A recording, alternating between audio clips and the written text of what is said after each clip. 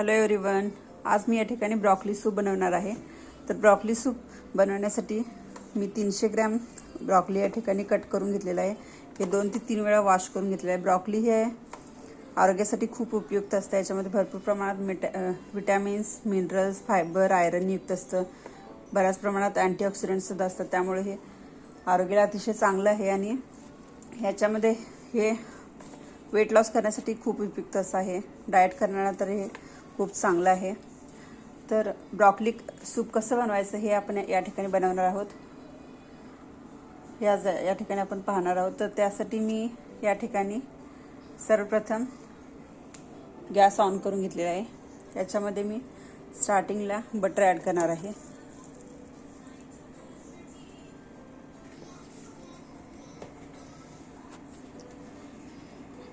Butter cubes melt झाल्यानंतर याच्यामध्ये बाकीचे इंग्रेडियंट्स आपण याच्यामध्ये ॲड करणार आहोत। बटर आपल्या या ठिकाणी मेल्ट होत आहे। तर याच्यामध्ये मी आता 1 टेबलस्पून इतका जिरा ॲड करणार आहे।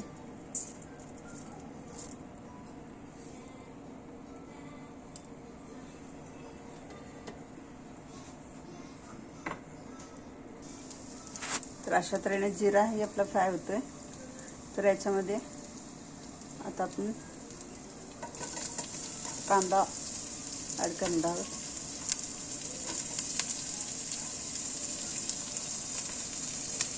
कांदा आणि 5 ते 6 पाकळ्या लसूण ह्याच्यामध्ये ॲड करणार आहे। लसणाच्या पाकळ्या तुम्ही अखंड घेऊ शकता, कारण याच्यामध्ये नंतर आपण ग्राइंड करणार आहोत मिक्सीमध्ये, त्यामुळे अखंड घातले तरी काही हरकत नाही आहे। त्याच्यानंतर एक बे लीफ आणि त्याच्यानंतर मी एक स्मॉल साईज पोटॅटो देखील स्मॉल स्लाइसेस करून घेतलेले आहेत। पोटॅटो स्लाइस घालणे हे बिलकुल ऑप्शनल आहे, पण जर तुम्ही हे घातला तर तुम्हाला ब्रॉकलीच्या सूपला एक थिक अशी ग्रेव्ही या पोटॅटोमुळे येऊ शकते, त्यामुळे मी पोटॅटो याच्यामध्ये ॲड केलेले आहेत। जर तुम्ही पोटॅटो घालणार नसला तर तुम्ही याच्यामध्ये कॉर्नफ्लॉवर घालू शकताय किंवा एक क्रीम घालू शकताय किंवा कोकोनट मिल्क वापरू शकताय। ते बिलकुल ऑप्शनल आहे, ते तुम्ही तुमच्या आवडीनुसार घालू शकताय। ते सर्व मी या ठिकाणी फ्राय करून घेणार आहे।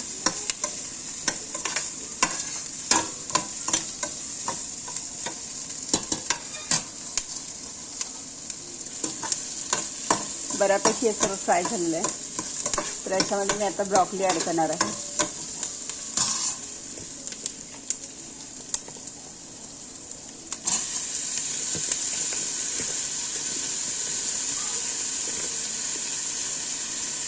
ब्रॉकली हे हेल्थसाठी खूप चांगलं असतं। बरेच लोक हे कच्चं सुद्धा खातात, पण मला हे सूपमध्ये अतिशय चांगलं लागतं।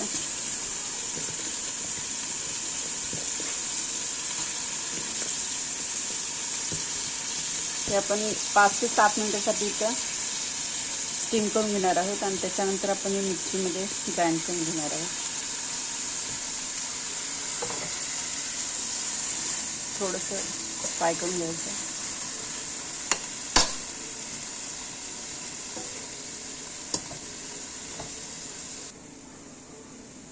ब्रॉकली बऱ्यापैकी फ्राय झालेला आहे। आता याच्यामध्ये आपण टेस्टसाठी या स्टेजला आपण इथं मीठ ॲड करू शकतो। मीठ तुम्ही टेस्टनुसार कमी जास्त करू शकता। त्यानंतर मी या ठिकाणी 2 ग्लास पाणी याच्यामध्ये ॲड करते।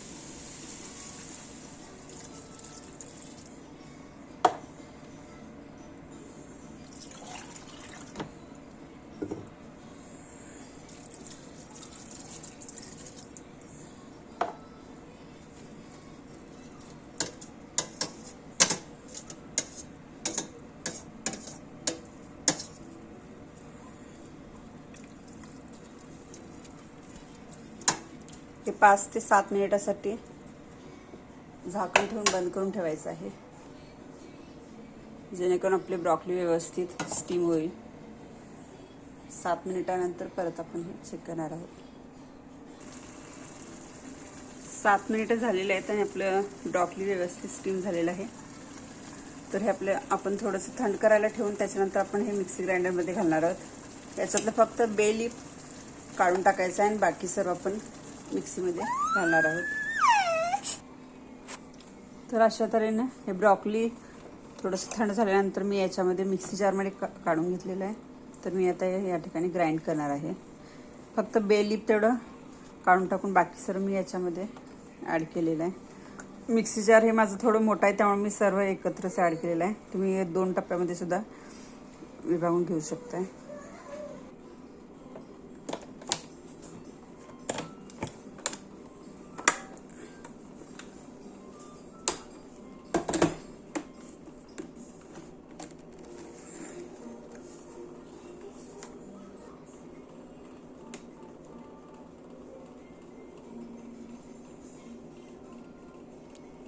स्मूदी बनवून घ्यायचं या ठिकाणी।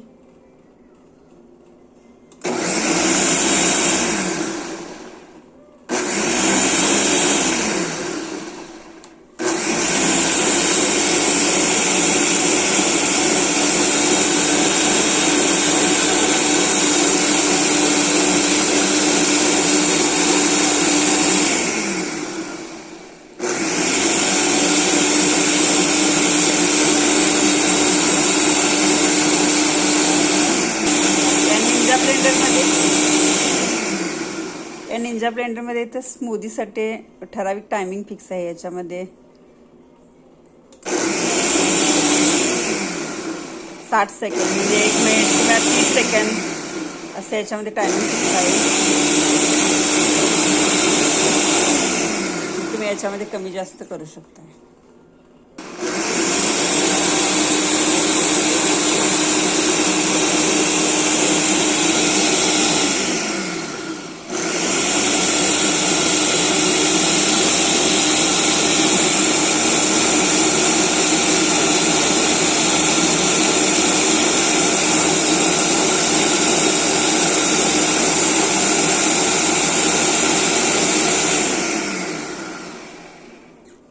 तर अशा रीतीने या निंजा ब्लेंडरमध्ये आपल्याला जर स्मूदी पाहिजे असेल तर ते सुद्धा ऑप्शन आहे। त्याच्यानंतर आईस क्रश, एक्स्ट्रॅक्ट, चॉप, एखादे व्हेजिटेबल्स आपण इथे चॉप करून घेऊ शकतोय किंवा चपातीचं वगैरे जर डो तयार करायचं असेल तर आपण दुसऱ्या एका जारमध्ये आपण हे करू शकतो। इथं मीडियम, लो, हाय असे ऑप्शन्स याच्यामध्ये आपल्याला मिळतात। तर अशा रीतीने आपलं इथं सूप तयार आहे।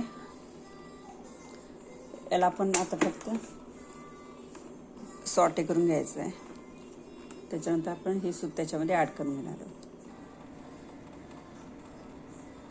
त्यानंतर लास्ट स्टेप मी परत या ठिकाणी 1 क्यूब बटर क्यूब ॲड करणार आहे, जेणेकरून आपण आपल्या ब्रॉकली सूपला इथं आपण फोडणी दिल्यामुळे ते आपलं ब्रॉकली सूप जास्त टेस्टी बनेल। बटर आपल्या या ठिकाणी मेल्ट झालेलं आहे। बटरऐवजी तुम्ही या ठिकाणी ऑलिव्ह ऑइल सुद्धा वापरू शकताय किंवा कोकोनट ऑइल सुद्धा वापरू शकताय। त्याच्यामध्ये मी थोडेसे जिरे ॲड करते। त्याच्यानंतर पुन्हा मी याच्यामध्ये लसूण बारीक कट करून घेतलेलं आहे ते याच्यामध्ये ॲड करते।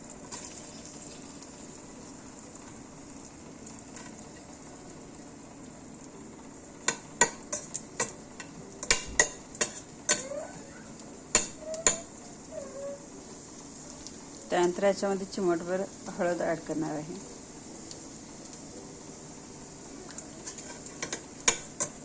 हळद नाही वापरलं तरी चालेल।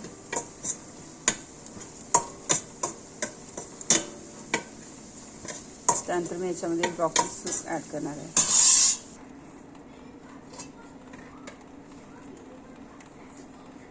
तर अशा तऱ्हेने आपलं खूप सुंदर रीतीने असं याचं ग्रेव्ही तयार झालेलं आहे।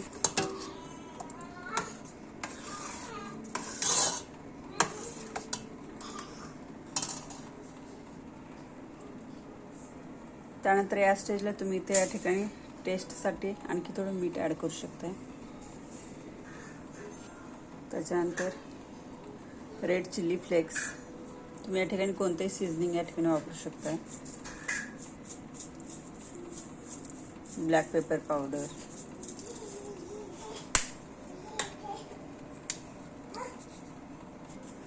माझ्याकडे या ठिकाणी गार्लिक साल्ट सीझनिंग आहे, ते सुद्धा मी या ठिकाणी वापरते.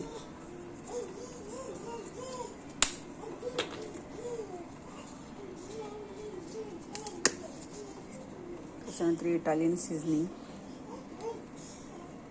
तुम्हाला जे हवं ते सीझनिंग याच्यामध्ये वापरू शकताय. त्याच्यानंतर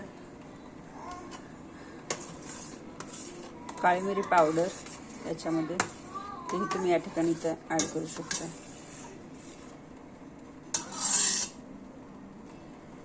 काळी मिरी मी या ठिकाणी थोडंसंच ॲड केलेलं आहे.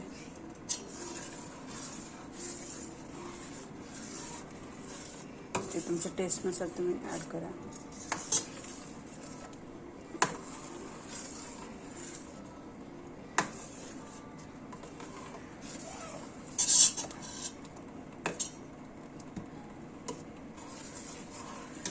हे पूर्ण शिजल्यानंतर तुम्ही असंच हे सर्व करू शकताय, किंवा तुम्हाला याच्यामध्ये जर जास्त थिकनेस हवा असेल तर तुम्ही याच्यामध्ये चेडार चीज किंवा आणखी कोणतंही चीज याच्यामध्ये ॲड करू शकताय, जेणेकरून याला जास्त टेस्टसुद्धा येईल आणि जास्त थिकनेससुद्धा याला येईल.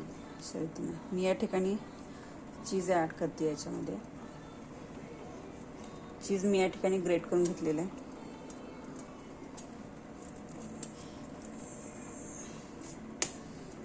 तुम्ही तर या ठिकाणी क्रीम ही वापरू शकताय, किंवा कोकोनट मिल्क ही या ठिकाणी वापरू शकताय.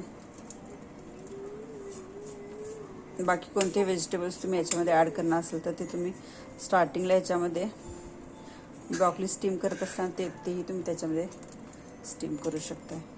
अशा रीतीने आरोग्याला अतिशय उपयुक्त असा हा ब्रॉकली सूप तयार आहे.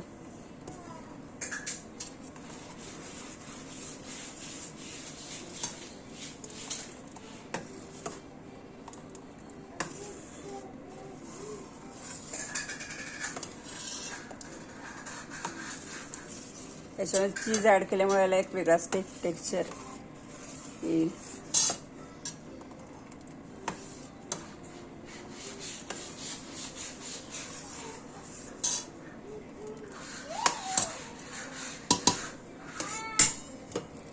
त्याच्यावरती झाकण ठेवून आणखी एक 5 मिनिटासाठी आपण शिजवून घेणार आहोत.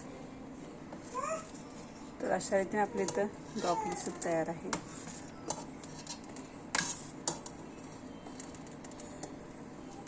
याला चांगली थिकनेस सुद्धा आलेली आहे. बॅटर सुद्धा अतिशय स्मूथ झालेलं आहे. चला तर मग आपण गरमागरम सूप सर्व करूया. ही रेसिपी जर तुम्हाला आवडली असेल तर लवकरात लवकर सबस्क्राईब करा, जेणेकरून आपल्याला पुढची रेसिपीजचे नोटिफिकेशन मिळत राहतील. याच्यामध्ये तुम्ही रँच देखील वापरू शकता सर्व करताना.